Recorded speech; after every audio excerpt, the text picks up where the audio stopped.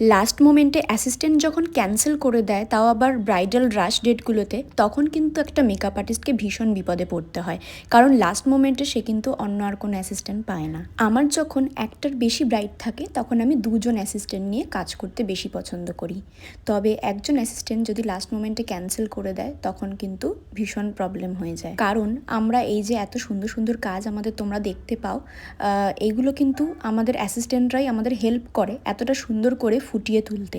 অ্যাসিস্ট্যান্টরা থাকে বলেই কিন্তু আমরা ফ্রিলি হেডেক ছাড়া ভালোভাবে কাজটা করতে পারি। তো এই সিজনে আমার সাথেও এরকম একটা ইনসিডেন্ট হয়েছে। তোমরা যারা মেকআপ আর্টিস্ট আছো, তোমাদের সাথেও এরকম কিছু ঘটেছে কিনা তোমরা কিন্তু কমেন্টে জানাতে পারো। আর তোমরা যারা মেকআপ আর্টিস্ট আছো তারা জানবে যে আমাদের মেকআপ আর্টিস্টদের কাছে ব্রাইডের ভিডিওটা বা মেকিংয়ের ভিডিওটা বানানোটা কতটা ইম্পর্টেন্ট, কারণ এই ভিডিওগুলো দেখেই কিন্তু ক্লায়েন্টরা আমাদেরকে বুক করে। তো যাই হোক, ফার্স্ট ব্রাইডের কোনো মেকিং বা কিছুর ভিডিও আমি নিতে পারিনি, জাস্ট বিফোর অ্যান্ড আফটার একটা ভিডিওই করতে পেরেছি, কারণ আমার যে একজন অ্যাসিস্ট্যান্ট ছিল সেই পুরো দুটো ব্রাইডকে সামলেছে, আর নেক্সট ব্রাইডে ও যতটা পেরেছে আমাকে হেল্প করেছে যতটা ভিডিও নেওয়া যায়।